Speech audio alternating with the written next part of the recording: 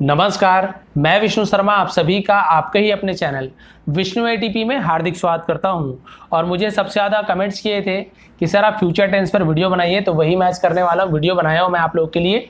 और यहां पर आपको जैसे कि पास्ट और प्रेजेंट टेंस में हमने बताया था, वहां पे इंडिफिनिट टेंस, कंटिन्यूअस, परफेक्ट और परफेक्ट कंटिन्यूअस, ये चारों को आपको बताने वाला हूँ।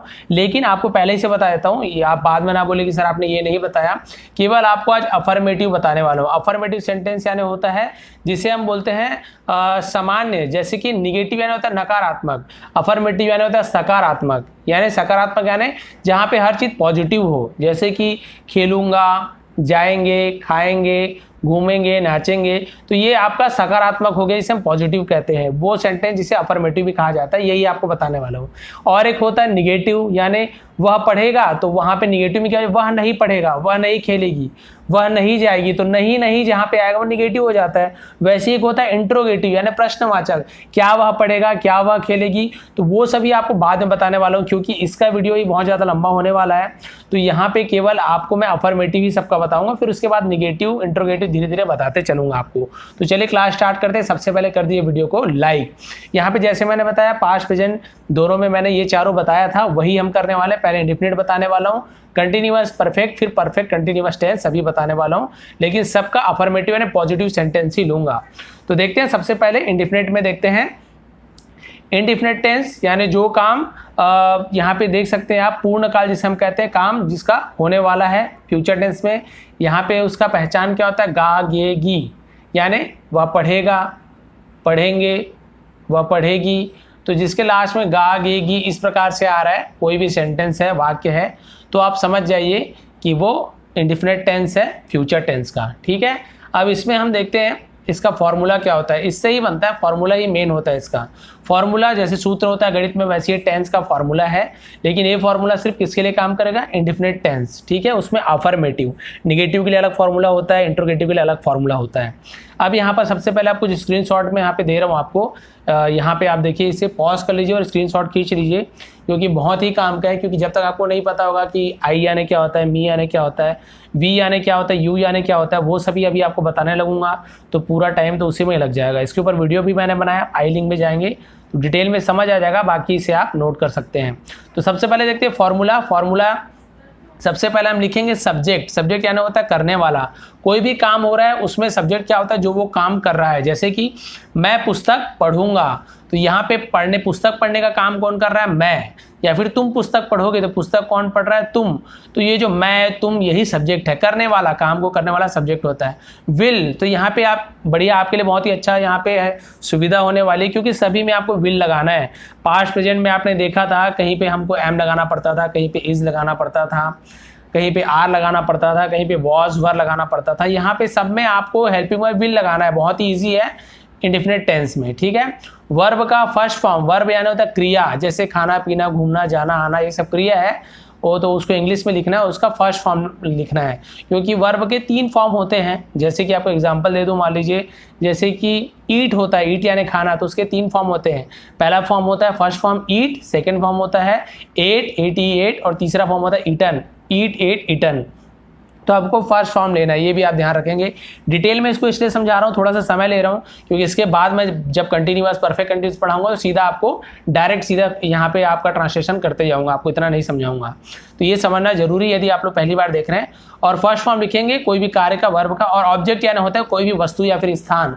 जैसे मैं पुस्तक पढ़ूंगा, तो ये जो पुस्तक है कोई वस्तु है, तो इसे हम लास्ट में लिखेंगे, क्योंकि लास्ट में लिखा है। या फिर मैं गोवा जाऊंगा, तो गोवा जो लिखा है, कहीं जाने वाला स्थान है, वो आखिरी में रहेगा। तो ऑब्जेक्ट में जो भी चीज कर रहे हैं या जहां जाने वाले हैं, वो आखिरी में आएगा। ठीक है, अब इसी के अनुसार से हम इसको रखते जाएंगे और आपका फ्यूचर टेंस का इंडिफिनिट टेंस आपका बन जाएगा। तो अब देखते हैं, सबसे पहले मैं पुस्तक पढ़ूंगा, मैं पुस्तक पढ़ूंगा। अब सबसे पहले हमें सूत्र में ये जो फॉर्मूला में बैठाना है, सब्जेक्ट, तो मैंने बताया सब्जेक्ट करने वाला, तो मैं पुस्तक पढ़ूंगा, तो पुस्तक कौन पढ़ेगा, मैं। तो मैं को इंग्लिश में क्या बोलते हैं, आई, यानी सब्जेक्ट क्या हो गया, आई। तो सबसे पहले सब्जेक्ट की जगह में हम लिखेंगे आई, तो ये हो गया आई। ठीक है, उसके बाद क्या बोल रहा है, विल लगाना है। आई के बाद, सब्जेक्ट के बाद विल लगाना है। तो आप कुछ मत देखिए, यहाँ पे क्वेश्चन लिखा है, विल लगाना है हमको, तो आई के बाद अब विल लगा दीजिए। बिल्कुल एक फॉर्मूला को याद कर लेंगे, फिर आपके लिए बहुत ईजी रहेगा। बार बार जब इसकी प्रैक्टिस करेंगे तो आप फॉर्मूला ऐसे ही याद हो जाएगा। सब्जेक्ट हमने लिख लिया आई, क्योंकि जो काम करने वाला मैं हूँ, मैं को इंग्लिश में आई बोलते हैं। विल को लिख लिया, सहायक क्रिया से कहते हैं हेल्पिंग वर्ब। फिर वर्ब का फर्स्ट फॉर्म, वर्ब यानी क्रिया। तो मैं पुस्तक पढ़ूंगा, पुस्तक कोई क्रिया है क्या? नहीं है, तो सामान का नाम है, समझ लीजिए वस्तु है एक। पढ़ूंगा, पढ़ना यहाँ पे क्रिया है जिसे हम कार्य भी कहते हैं। तो पढ़ना, किसे हम पढ़ना कहते हैं इंग्लिश में? रीड मीन्स पढ़ना, रीड READ, रीड मीन्स पढ़ना। और फर्स्ट फॉर्म लिखना है तो रीड होता है फर्स्ट फॉर्म रीड का। यदि बोलता है सेकंड फॉर्म लिखना है तो हम उसमें क्या लिखते हैं? रीड लिखते हैं। थर्ड में भी रीड, रीड का तीनों फॉर्म रीड ही होता है। तो हमने लिखा फर्स्ट फॉर्म में रीड, जो कि पढ़ूंगा, आई विल रीड। ये पहला है इसलिए आपको डिटेल में समझा रहा हूँ, बाकी तुरंत हम फटाफट करते जाएंगे, ठीक है।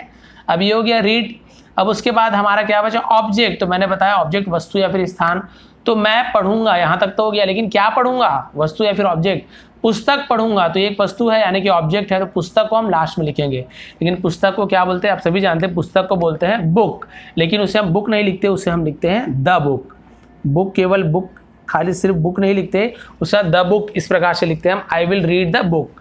अब यहाँ पे देखिए I will read the book हो गया कंप्लीट। और कुछ बचा? नहीं बचा। तो देखिए बिल्कुल हमने सही लिखा कि नहीं? सब्जेक्ट, तो सब्जेक्ट क्या है? मैं, तो उसके जगह आई लिखे हमने। विल, तो विल लगा दिए। वर्ब क्रिया, तो क्या है? पढ़ना क्रिया है, पढ़ूंगा, तो पढ़ना क्रिया है, वो तो पढ़ना है ना, रीड, तो रीड लिख दिया हमने। और ऑब्जेक्ट वस्तु क्या है? पुस्तक, तो द बुक। तो I will read the book, मैं पुस्तक पढ़ूंगा। क्लियर हो गया? आप जल्दी जल्दी बनाएंगे, अब उतना डिटेल में आपको नहीं समझाने वाला क्योंकि आप समझ चुके हैं। तो देखिए यहाँ पे तुम एक गाना गाओगी, अब बिल्कुल फॉर्मूला में बैठाते जाइए। करने वाला यानी गाना कौन गा रही है? तुम गाना गाओगी, तुम। सब्जेक्ट कौन हो गया? तुम को इंग्लिश में बोलते हैं यू। वो चार्ट में आप देख लेंगे, जो मैंने स्क्रीनशॉट लेने बोला वहाँ पे पूरा, वहाँ पे आपको दिख रहा होगा कि तुम यानी क्या होता है, मैं यानी क्या होता है, वह यानी क्या होता है, ठीक है। उसके बाद क्या विल लगाना है, तो भाई सब्जेक्ट के बाद हमेशा विल लगाना है, इसमें आपको पता होगा। फिर क्या बचा? कार्य। तो क्या है कार्य? गाना गाओगी, गाओगी, गाना गाओगी। तो ये जो गाओगी है तो इसे हम बोलते हैं सिंग। सिंग यानी होता है गाना। तो फर्स्ट फॉर्म लिखना है तो सिंग ही आएगा, सिंग, ठीक है। You will sing. अब क्या बच गया? ऑब्जेक्ट बच गया। ऑब्जेक्ट, तो क्या चीज गाएगी? वो वस्तु स्थान, तो वस्तु स्थान नहीं है, लेकिन ऑब्जेक्ट यानी क्या होता है? वो क्या काम करेगी? गाना गाएगी। किसको गाएगी? गाना को गाएगी। तो गाना को हम इंग्लिश में क्या बोलते हैं? सॉन्ग। क्या बोलते हैं? सॉन्ग। ये हो गया आपका सॉन्ग, अ सॉन्ग, एक गाना गाएगी। तो एक यानी अ होता है, ठीक है। तो हो गया सब्जेक्ट यू, फिर विल, वर्ब सिंग, फिर अ सॉन्ग। तो देखिए ये कंप्लीट हो गया आपका। सब्जेक्ट हो गया, यहाँ पे विल हो गया, वर्ब यानी काम हो गया, ऑब्जेक्ट यानी जो चीज करने वाली है, क्या गाएगी? एक गाना, a song. You will sing a song, complete हो गया। अब इसे देखते हैं, हम क्रिकेट खेलेंगे। अब इसे आप बना सकते हैं इजिली। सब्जेक्ट कौन है? कौन क्रिकेट खेलेगा? हम। तो हम को इंग्लिश में बोलते हैं वी। फिर क्या लगाना है? उसके बाद विल लगाना है, तो लगा दीजिए वी विल। फिर वर्ब क्रिया, तो क्या है क्रिया? क्रिकेट खेलेंगे। क्रिकेट तो क्रिया नहीं है, हम खेलेंगे, खेलना क्रिया। तो क्या यानी खेलना होता है? प्ले यानी खेलना होता है, और हमें फर्स्ट फॉर्म में लगाना है, प्ले ही लिखेंगे हम। तो we will play, PLAY, play. और क्या खेलेंगे हम? ऑब्जेक्ट क्या है? क्या चीज खेलेंगे? क्रिकेट। तो वी विल प्ले क्रिकेट। बस हो गया आपका कंप्लीट। यहाँ पे वस्तु स्थान लिखा हो, लेकिन इसका मतलब नहीं कि यहाँ पे वस्तु या स्थान दिया होगा तो ये उसे ऑब्जेक्ट कहेंगे। ऑब्जेक्ट इसे कहते हैं, लेकिन जब हम जो काम कर रहे हैं उस काम को, जो काम कर रहे हैं वो वर्ब हो गया, लेकिन जो काम कर रहे हैं, वो जो काम कर रहे हैं उसे हम क्या लिखेंगे? ऑब्जेक्ट मानेंगे। गाना गा रही है तो गाना लास्ट, पुस्तक पढ़ रहा है तो पुस्तक लास्ट में, क्रिकेट खेलेंगे तो क्रिकेट को लास्ट में, आम खाएंगे तो आम को लास्ट में। इस प्रकार से गोवा जाएंगे, दिल्ली जाएंगे, जहां जा रहे हैं वो चीज लास्ट में, स्कूल जाएंगे तो स्कूल लास्ट में। तो ये होता है। क्लियर हो गया? अब आपके लिए एक ही होमवर्क है, इसे आप बनाएंगे। अब मैं कंटिन्यूअस बनाता हूँ। यहाँ पे आपको क्या करना है? बिल्कुल इसके हिसाब से आपको रखना है। मैं क्रिकेट खेलूंगा, तो सब्जेक्ट क्या है इसमें? देख लीजिए कौन क्रिकेट खेल रहा है, उसको इंग्लिश में क्या बोलते हैं वहां पे दिखेगा। फिर आपको विल लगा देना है। वर्ब कौन, क्रिया क्या है? क्रिकेट है कि खेलना? खेलना यानी क्या होता है? प्ले यानी खेलना होता है, उसे आप लिख देंगे। ऑब्जेक्ट क्या खेलेगा? क्रिकेट खेलेगा। अब आप उसे जमा के लिख दीजिए और मुझे कमेंट करेंगे, ठीक है। अब आगे बढ़ते हैं, कंटिन्यूअस से पहुंचते हैं। इस प्रकार से आपको समझाऊं। अब आपको डिटेल में नहीं समझाऊं क्योंकि आप समझ चुके हैं सब्जेक्ट क्या होता है, ये क्या है, ये क्या है, ये सभी समझ चुके हैं। अब सीधा हम यहाँ पे ट्रांसलेशन शुरू करते हैं। तो कंटिन्यूअस टेंस, कंटिन्यूअस जैसे आप सभी को पता है प्रेजेंट में क्या होता था, रहा है, रही है। पास्ट में क्या था, कंटिन्यूअस टेंस का पहचान रहा था, रहे थे, रही थी। और फ्यूचर टेंस में क्या होता है, रहा होगा, रहे होंगे, रही होगी या फिर रहे होगे। इस प्रकार से कंटिन्यूअस टेंस फ्यूचर में ऐसे बनता है। इसका फॉर्मूला सब्जेक्ट के बाद हमें विल लिखना है और इसमें एक नया चीज आया, बी भी लगाना है। विल के बाद बी लगाना है, वर्ब का फर्स्ट फॉर्म भी लिखना है, लेकिन क्या करना है, साथ में आईएनजी भी जोड़ना है। फॉर्मूला मैंने कहा हर बार बदलेगा तो फॉर्मूला बदल जाएगा, अभी बनाऊंगा आपको इजी लगेगा। और ऑब्जेक्ट कहना है, आप सभी समझ गए, जो काम हो रहा है उसे ऑब्जेक्ट कहेंगे। अब सबसे पहले देखते हैं सब्जेक्ट, राम जा रहा होगा। राम जा, कौन जा रहा होगा, राम जा रहा होगा। तो काम करने वाला कौन है, जाने वाला राम, तो यही सब्जेक्ट है। तो राम है, जो नाम है उसे हम लिख देंगे सीधा, जो भी नाम है उसका तो कोई मीनिंग नहीं, तो राम। अब क्या, उसका तो विल के बाद वी लगाना है, विल भी लगाना और बी भी लगाना है। तो सबसे पहले सब्जेक्ट के बाद विल लगा दीजिए, बी को भी लगा दीजिए, हो गया क्लियर। अब क्या बोल रहा है, वर्ब का फर्स्ट फॉर्म। फॉर्मूला को देखते हैं, यहाँ पे ज्यादा ध्यान मत दीजिए, फिर आपको समझ। विल बी तक सब्जेक्ट हो गया हमारा, राम, विल भी लिख लिए, जो बचा उसको लिखते हैं, ये काम कंप्लीट आपका हो जाएगा। V1 यानी वर्ब का फर्स्ट फॉर्म, वर्ब तो क्रिया, वर्ब यानी क्रिया आपको बताया हूं। राम जा रहा होगा, क्या कर रहा होगा, जा रहा होगा। जाना यानी गो मीन्स जाना। तो आप सभी को वोकेबलरी में हमेशा देते रहता हूँ शब्दावली, हमेशा 100 वर्ड का, उसमें आपको पता है जाना किसे बोलते हैं, खाना यानी क्या होता है। और नहीं समझ आएगा तो नेट में भी आप सर्च कर सकते हैं। तो सभी को पता है जाना यानी गो होता है। तो क्या बोल रहा है, गो, वर्ब का फर्स्ट फॉर्म, तो जाना यानी होता है गो। राम विल बी गो, लेकिन केवल गो नहीं लिखेंगे, उसके बाद क्या बोल रहा है देखिए, उसमें हमें आईएनजी भी जोड़ना है। तो आप ऐसे नहीं करेंगे गो लिख के आईएनजी साइड में लिख दिए, यहाँ पे साथ में ही जोड़ना है, गो के साथ आईएनजी, ऐसे गोइंग। प्ले है तो प्लेइंग, ठीक है। और इसी प्रकार से वॉच है तो वॉचिंग, रन है तो रनिंग, साथ में आईएनजी जुड़ जाएगा। यहां तक हो गया। आईएनजी हमें जोड़ना है, वर्ब में क्रिया में आईएनजी जोड़ना है, क्रिया गो है, आईएनजी जोड़ दिया। अब ऑब्जेक्ट को लिखना है, तो राम जा रहा होगा। अब यहाँ पे राम विल बी गोइंग, अब कहाँ जा रहा होगा नहीं दिया, इसलिए हम ऑब्जेक्ट नहीं लिखेंगे। मान लीजिए यहाँ पे ऐसे होता कि मान लीजिए राम मुंबई जा रहा है, या फिर राम दिल्ली जा रहा है, या फिर राम रायपुर जा रहा है। मान लीजिए लिखे यहाँ पे राम रायपुर जा रहा होगा, मान लीजिए ऐसे होता, तो फिर हम ऑब्जेक्ट लिखते हैं। ऑब्जेक्ट यहाँ पे दिया ही नहीं था इसलिए ऑब्जेक्ट नहीं लिख रहे हैं। लेकिन मान लो ऐसे होता राम रायपुर जा रहा होगा, तो हमने सब्जेक्ट में राम लिखा, विल भी लगा दिया, वर्ब का फर्स्ट फॉर्म गो में आईएनजी जोड़ दिया। अब ऑब्जेक्ट क्या है, कहाँ जा रहा होगा, रायपुर जा रहा होगा। तो Ram will be going to Raipur, जहां भी जा रहे हैं तो हम टू का यूज करते हैं। मार्केट जा रहा है, बाजार, तो going to market, going to the market. घर जा रहा है तो गोइंग टू होम। इस प्रकार से Ram will be going to Raipur. तो इस प्रकार से देखिए ये आपका ऑब्जेक्ट हो जाएगा। ऑब्जेक्ट नहीं होता केवल आप यहां तक लिखते हैं Ram will be going, Ram will be going, ठीक है। इस प्रकार से हो जाता। अब हम देखते हैं इसके बाद आगे, मैं पुस्तक पढ़ता रहूंगा, मैं पुस्तक पढ़ता रहूंगा, या फिर इसे ऐसे बोल सकते हैं मैं पुस्तक पढ़ रहा हूंगा। इस प्रकार से भी होता है। अब इसे बनाइए बिल्कुल इसी फॉर्मूला से। तो देखिए सबसे पहले सब्जेक्ट, तो क्या है सब्जेक्ट, आई, मैं यानी। विल बी तो लिख दीजिए आई के साथ विल और बी लिख दीजिए। उसके बाद क्या, वर्ब का फर्स्ट फॉर्म, तो पुस्तक को क्या कर रहा हूँ, पढ़ता रहूंगा। पुस्तक काम है क्या, नहीं, पढ़ना काम है। तो अभी बताया था रीड यानी पढ़ना होता है, तो आई विल बी रीड। लेकिन क्या बोल रहा है, साथ में आईएनजी भी जोड़ना है, तो आप भूलेंगे नहीं, आईएनजी भी जोड़ना है। तो रीड का रीडिंग हो गया, आई विल बी रीडिंग। और क्या पढ़ता रहूंगा, ऑब्जेक्ट, क्या वस्तु को क्या है, क्या पढ़ते रहूंगा, पुस्तक पढ़ते रहूंगा। I will be reading a book, I will be reading a book. मैं पुस्तक पढ़ता रहूंगा, मैं एक पुस्तक पढ़ता रहूंगा, ठीक है। यहां तक हो गया आपका।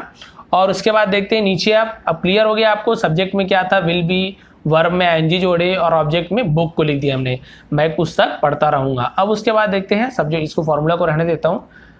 वह कल गोवा जा रहा होगा, इसे आप बना के देखिए एक बार। सब्जेक्ट क्या है, कौन गोवा जा रहा होगा, वह, तो होगा यानी लड़का है, होगी होती तो लड़की होती, तो हम वह के लिए सी लिखते हैं, लेकिन लड़का इसलिए ही लिख रहे हैं।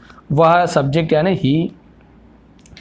अभी उसमें आप देखे होंगे चार्ट में, वह ही के लिए भी लिखते हैं, वह सी भी लिखते हैं। लेकिन यदि पुरुष है, कोई लड़का है, तो हम ही लिखते हैं। यदि वह कल गोवा जा रही होगी होता तो हम शी लिखते हैं, ठीक है। क्लियर हो गया।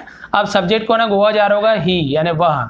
विल भी लगाना है तो लगा दीजिए विल भी। फ्यूचर में ये टेंशन नहीं है आपको, जो लगाना है सबके लिए वही यूज हो रहा है, विल बी। उसके बाद क्या बोल रहा है, वर्ब, वर्ब यानी क्रिया। तो कल गोवा जा रहा होगा, गोवा क्रिया है क्या, नहीं, ये तो जगह का नाम है। जा रहा होगा, जाना। फिर अभी आपको बताया था जाना क्या था, गो, क्या होगा, गो। लेकिन और क्या बताया था आपको, उसके साथ आईएनजी जोड़ना है, तो क्या हो जाएगा, गो में आईएनजी, गोइंग। अब आपको इजी लग रहा होगा, बार बार वही भी देखिए, ही विल बी गोइंग। अब मैंने वही बताया था, देखिए ऊपर वाला कहाँ जा रहा होगा मैंने लिखा था, बिल्कुल वैसे ही। तो ही विल बी गोइंग, वह जा रहा होगा। ऑब्जेक्ट कहाँ जा रहा होगा, गोवा जा रहा होगा। तो मैंने बताया कहीं जाते हैं तो वहाँ पे हम टू संबंध बताने के लिए कहाँ जा रहा है, he will be going to Goa. तो GOA Goa, he will be going to Goa, वह गोवा। अब इसके बाद एक और बचा, कल भी लिखा हुआ है, इसे भी हम देखेंगे। He will be going to Goa, वह गोवा जा रहा होगा। लेकिन कब जा रहा होगा, कल जा रहा होगा। तो ऑब्जेक्ट हो गया, इसके बाद जो भी बच गया अदर जिसे कहते हैं, अदर। ऑब्जेक्ट के बाद जो भी, और बाकी सेंटेंस में ऐसे लंबे लंबे सेंटेंस भी होते हैं। ये तो छोटा छोटा एग्जांपल दे रहा हूँ, तो ये लंबा सेंटेंस का एग्जांपल है। यहाँ तक कंप्लीट हो गया, वह कल गोवा जा रहा होगा। लेकिन क्या लिखा, कल गोवा जा रहा होगा, तो ये अदर में आएगा। अदर में हम इसे लास्ट में लिखेंगे, he will be going to Goa. कल यानी होता है टुमारो, क्या होता है, टुमारो। ये देखिए, टुमारो यानी होता है कल, ठीक है। कल गोवा जा रहा होगा, इसलिए हम टुमारो का यूज करेंगे। अब मान लीजिए होता, कल को दो कल होता है, एक कल होता है यस्टरडे, यस्टरडे यानी बीता हुआ कल। जैसे मान लीजिए यार रविवार है, तो कल बीता हुआ कल क्या था, शनिवार, तो उसे हम यस्टरडे कहेंगे। आने वाला कल क्या है, सोमवार है, तो उसे हम टुमारो कहेंगे। तो ये दोनों में आपको साथ ही साथ बताते चलता हूँ ताकि आपकी हेल्प हो जाए। तो इस प्रकार से हम बनाएंगे। तो ये क्लियर हो गया आपको, वह कल गोवा जा रहा होगा, he will be going to Goa. अब यहाँ पे कल लिखा हुआ है, इसलिए हम टुमारो भी लिखे, he will be going to Goa tomorrow, यानी कल। क्लियर हो गया। अब लास्ट वाला आप खुद इसे बना के देखेंगे, वह गाना गा रही होगी। अब यहाँ पे सब्जेक्ट कौन है, कौन गाना गा रही होगी, वह। तो आपको पहले बता देता हूँ, वह सी यानी वह होता है। अब विल भी आपको लगाना है, वर्ब का फर्स्ट फॉर्म। गाना यानी होता है, गा यानी होता है सिंग, ठीक है। तो उसमें आपको आईएनजी जोड़ देना है, क्या हो जाएगा आपसे भी जान सकते हैं। उसके बाद ऑब्जेक्ट क्या गा रही होगी, गाना गा रही होगी, तो गाना को बोलते हैं सॉन्ग, अ सॉन्ग लिखेंगे, अ सॉन्ग, ठीक है। अब इसे आप बना के कमेंट करेंगे। अब देखते हैं कंटिन्यूअस भी आपका कंप्लीट हो गया, रहा रही। अब देखते हैं perfect tense, future perfect tense. Perfect tense यानी कोई काम पूरा हो चुका होता है, तो वहाँ पे ऐसे बोलते हैं, हो चुका होगा, हो चुकी होगी, या फिर कर लिए होंगे, कर लिए होगी, इस प्रकार से लिए होंगे, लिए होगी, या फिर चुका होगा, चुकी होगी। इस प्रकार का जो कोई भी सेंटेंस होगा, या आपको बोलना है, आपको लिखना है, तो आप समझ जाएंगे कि ये परफेक्ट टेंस का सेंटेंस है, फ्यूचर परफेक्ट टेंस। क्योंकि इसमें आपने देखा था प्रेजेंट में क्या होगा, क्या था, चुका है, चुकी है। पास्ट में क्या था, चुका था, चुकी थी, चुके थे। और फ्यूचर में क्या है, चुका होगा, चुकी होगी, चुके होंगे। इस प्रकार से हमको करना है। बिल्कुल वही फॉर्मूला ही मेन होता है इसमें, फॉर्मूला के हिसाब से आपको बनाते जाना है, जल्दी जल्दी बनाते हैं। अब देखिए सब्जेक्ट सबको पता है, कौन जा चुकी होगी, वह, तो लड़की है, इसलिए हम यहाँ पे सी लिखेंगे, ठीक है। लड़का होता तो ही लिखते, आप सभी को अभी बताया था। तो इस प्रकार वह पुस्तक पढ़ चुकी होगी, या फिर वह पुस्तक पढ़ ली होगी, ऐसे दोनों प्रकार से बोल सकते हैं। इसलिए कॉमा यहाँ पे आप देख सकते हैं, यहाँ पे अलग से मैंने लिखा हुआ है यहाँ पे, ठीक है। वह पुस्तक पढ़ चुकी होगी, सब्जेक्ट कौन पढ़ चुकी होगी, वह, तो सी। फिर इसमें विल लगाना है, तो विल लगा दीजिए। इसके साथ हैव लगाना है, हैव लगा दीजिए, ठीक है। विल हैव, यहाँ पे हैव लगेगा, वहाँ पे विल भी लगता था, यहाँ पे विल हैव लगेगा। दोनों से वही बताया, सब टेंस में अलग अलग अंतर होता है। उसके बाद हमको क्या करना है, वर्ब का थर्ड फॉर्म। यहाँ पे आपको ध्यान देना है, अभी तक हम वर्ब का फर्स्ट फॉर्म लिख रहे थे, प्ले, गो, रीड। अब यहाँ पे वर्ब का थर्ड फॉर्म लिखना है। और अभी आपको बताया थर्ड फॉर्म क्या क्या होता है, कैसे कैसे होता है। यदि आपको फॉर्म के ऊपर वीडियो देखना है तो उसकी भी आई लिंक में आपको लिंक दे दूंगा, वहाँ पे आप जाएंगे। मैंने बहुत सारे फॉर्म का वीडियो वहाँ पे बनाया है, सभी के फॉर्म क्या क्या होते हैं, कैसे कैसे first second third form total. अब देखते हैं सी विल हैव। अब यहाँ पे वर्ब का थर्ड फॉर्म, तो क्या कर चुकी, पढ़ चुकी होगी। तो रीड मीन्स पढ़ना, और सबसे अच्छी बात है कि रीड का सेकंड फॉर्म थर्ड फॉर्म तीनों ही रीड होता है, रीड रीड रीड, तो इसलिए थर्ड फॉर्म भी रीड होगा। तो सी विल हैव रीड, क्या पढ़ ली होगी, पुस्तक पढ़ ली होगी, तो the book, she will have read the book, ठीक है। हो गया क्लियर। अब यहाँ पे देखिए, तुम टीवी देख चुके होगे, या फिर तुम टीवी देख लिए होगे, ऐसे कोई बोलता है या फिर आपको बोलना है, तो आप क्या करोगे, सेम वैसे लिखिए। सब्जेक्ट क्या है, तुम, तो यू। साथ में क्या लगाना है, will have, you will have. फिर क्या बोल रहा है, वर्ब का थर्ड फॉर्म क्रिया, तो टीवी देखना, देखना यानी होता है वॉच, वॉच यानी होता है देखना, और वॉच का थर्ड फॉर्म क्या होता है, वॉच, वॉच्ड, वॉच्ड, तो वॉच्ड होता है थर्ड फॉर्म। तो वॉच्ड ऐसे लिखते हैं, देखिए पहले वॉच लिख लीजिए, WATCH वॉच हो गया और इसमें ED जोड़ देते हैं, वॉच्ड थर्ड फॉर्म। यू सब में ऐसे नहीं करते हैं, सबका थर्ड फॉर्म अलग अलग होता है, लेकिन ज़्यादातर में ED, तो वो आप टेंस वाली वर्ब वाली मेरे वीडियो देखेंगे थर्ड फॉर्म वाली, वहाँ पे मिल जाएगा। यू विल हैव वॉच्ड, ठीक है, यहाँ तक हो गया। वर्ब का थर्ड फॉर्म, वॉच का थर्ड फॉर्म लिख दिए वॉच्ड। ऑब्जेक्ट क्या देख चुके होगे, टीवी, तो you will have watch TV, हो गया कंप्लीट यहाँ तक। अब एक आप बनाएंगे, इसे कमेंट में लिखेंगे कि मैं क्रिकेट खेल चुका होऊंगा या फिर मैं क्रिकेट खेल लिया होऊंगा। तो यहाँ पे सब्जेक्ट क्या है, आई है, विल हैव आपको लगा देना है, वर्ब का थर्ड फॉर्म तो खेलना, खेलना वर्ब, तो प्ले का होता है थर्ड फॉर्म प्लेड, आपको प्ले लिखना है, ऐसे प्ले लिखना है और उसमें ED जोड़ देना है। तो प्ले का थर्ड फॉर्म क्या होता है, फर्स्ट फॉर्म नहीं लिखना है, थर्ड फॉर्म लिखना, देखिए लिखा हुआ है प्ले, प्लेड, प्लेड ऐसे। ऑब्जेक्ट क्या है, क्रिकेट खेल चुका हूँ, तो ऑब्जेक्ट में क्रिकेट आएगा। अब इसे जमा के मुझे कमेंट करेंगे। लास्ट बच गया आज का, बस उसके बाद आज की क्लास यहाँ पे समाप्त हो जाएगी। अब देखते हैं परफेक्ट कंटिन्यूअस टेंस, इसका पहचान क्या होता है। अभी हमने क्या देखा, कंटिन्यूअस टेंस देखा जहाँ पे रहा होगा, रही होगी, हमने देखा। परफेक्ट टेंस देखा था चुका, चुकी ऐसे, लेकिन ये बोल रहा है परफेक्ट कंटिन्यूअस टेंस दोनों, तो दोनों का ये पहचान क्या है, पहचान देखिए, समय के साथ रहा होगा, रही होगी। देखिए समय के साथ यदि नहीं होता, केवल होता रहा होगा, रही होगी, रहे होगे, तो कंटिन्यूअस टेंस में आता। लेकिन कंटिन्यूअस टेंस में यदि समय भी दिया हो, इतने बजे से खेल रहा होगा, मैं इतने दिन से खा रहा हूँगा, या फिर मैं इतने दिन से रह रहा हूँगा, इस प्रकार से कुछ आता है समय के साथ, टाइम के साथ। कोई सन दिया हो, कोई महीना दिया हो, संडे मंडे दिया हो, आपका वार दिया हो, तो फिर समय के साथ यदि रहा होगा, रही होगी लिखा हो, तो फिर हम समझ जाएंगे परफेक्ट कंटिन्यूअस टेंस का ये सेंटेंस है। इसलिए जहां पर भी रहा होगा, रही होगी, तो आप डायरेक्ट कंटिन्यूअस टेंस का पीछे वाला विल बी वाला रूल आप नहीं लगा देंगे। ध्यान देंगे वहां पे ऐसे तो नहीं है कि मैं सोमवार से खेल रहा हूँगा, मैं इतने साल से क्रिकेट खेल रहा हूँगा, इस प्रकार से तो नहीं है, तो वो आप ध्यान देंगे। समय के साथ रहा होगा, रही होगी होगा परफेक्ट कंटिन्यूअस टेंस। तो फिर ये फॉर्मूला यही हमारा मेन होता है। लगाते जाइए, सब्जेक्ट मैं, आई, विल के बाद हैव लगाना है तो लगा दीजिए, विल के बाद हैव लिख दीजिए, और एक चीज में जुड़ जाएगा बीन। इससे पहले हमने केवल विल हैव लगाया था, अब इसमें बीन भी जुड़ जाएगा, तो बीन जोड़ दीजिए, विल हैव बीन। वर्ब का फर्स्ट फॉर्म, अब यहाँ पे थर्ड फॉर्म नहीं लिखना, फर्स्ट फॉर्म भी लिखना है। तो क्या, मैं सुबह से खेल रहा हूँ, खेलना वर्ब, तो क्या है खेलना, प्ले। अब यहाँ पे प्लेड मत लिख देना क्योंकि फर्स्ट फॉर्म बोल रहा है, लेकिन इसमें ING भी जोड़ना है, तो ING जोड़ दीजिए भैया आप, playing, I will have been playing, ये हो गया। फिर यहाँ पे सिंस और फॉर क्यों लगाते हैं, इसके ऊपर डिटेल में मैंने वीडियो बनाया है। सिंस कहाँ पे लगता है, फॉर कहाँ पे लगता है, लिंक में मैं देने की कोशिश करूंगा, नहीं तो आप सर्च मारेंगे सिंस फॉर विष्णु ATP तो आपको मिल जाएगा मेरी वीडियो, यदि आपको लिंक वगैरह नहीं खोलने आ रहा होगा तो सिंस या फिर फॉर। सिंस का यूज कब करते हैं, जब कोई समय फिक्स दिया हो, जैसे मैं सुबह से खेल रहा हूँ, आपको पता है हाँ सुबह से खेल रहा है, ऐसे बोल दिया मैं 2 घंटे से खेल रहा हूँ, तो कौन सा 2 घंटे से खेल रहा है, कुछ नहीं पता है, कोई भी 2 घंटा होता है। मैं 3 साल से रह रहा हूँ, कौन से 3 साल से रह रहे हो, कुछ नहीं पता है। अब फिक्स है कि मैं जून से रह रहा हूँ, मैं 1980 से रह रहा हूँ, 1990 से रह रहा हूँ, तो यदि टाइम दिया है, समय फिक्स टाइम दिया, तो हम सिंस का यूज़ करेंगे। और फॉर का यूज़ कब करेंगे, जब 2 घंटे से खेल रहा हूँ, मैं इतने समय से खेल रहा हूँ, लेकिन फिक्स नहीं है समय, तो हम फॉर का यूज़ करते हैं। इसका वीडियो आप देखेंगे तो और अच्छे समझ आएगा।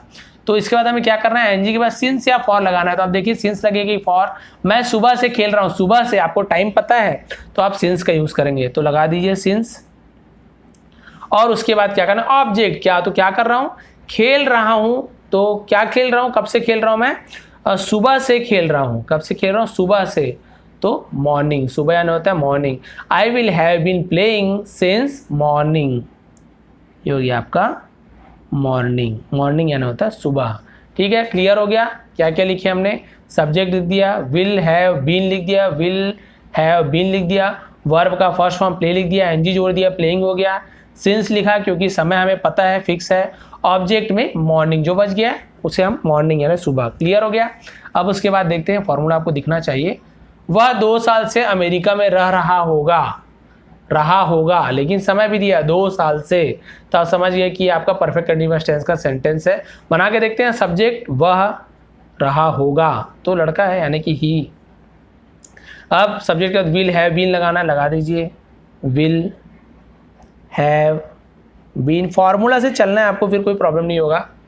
वर्ब का फर्स्ट फॉर्म, अब क्या कर रहा होगा वो, वहाँ रह रहा होगा, तो रहना यानी तो लिव यानी होता है रहना, इसे हम बोलते हैं लिव, है ना, लिव। तो ई लगता है यहाँ पे, ई भी लगता है, लेकिन जब हम आईएनजी लगाते हैं तो ई हट जाता है। ये वाला नियम आप बोलेंगे कैसे क्या सर, तो इसके ऊपर सेपरेट मैंने मतलब वीडियो बनाया है, आईएनजी के रूल, ठीक है, वो भी आप सर्च मार लेंगे आईएनजी रूल विष्णु एटीपी करके, तो आपको मिल जाएगा वीडियो।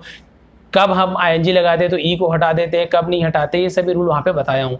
तो आपको अभी बता देता हूँ, लिव यानी LIVE ऐसे लिव होता है, इस प्रकार से लिव होता है, लेकिन जब आईएनजी जोड़ते हैं तो हम इसको हटा के आईएनजी जोड़ते हैं, तो ये क्या हो जाता है, LIV और ING, इस प्रकार से लिविंग हो जाता है, ठीक है। तो ये भी रूल आपको ध्यान रखना है। He will have been living, ठीक है, यहाँ तक हो गया, हैव बीन लिविंग।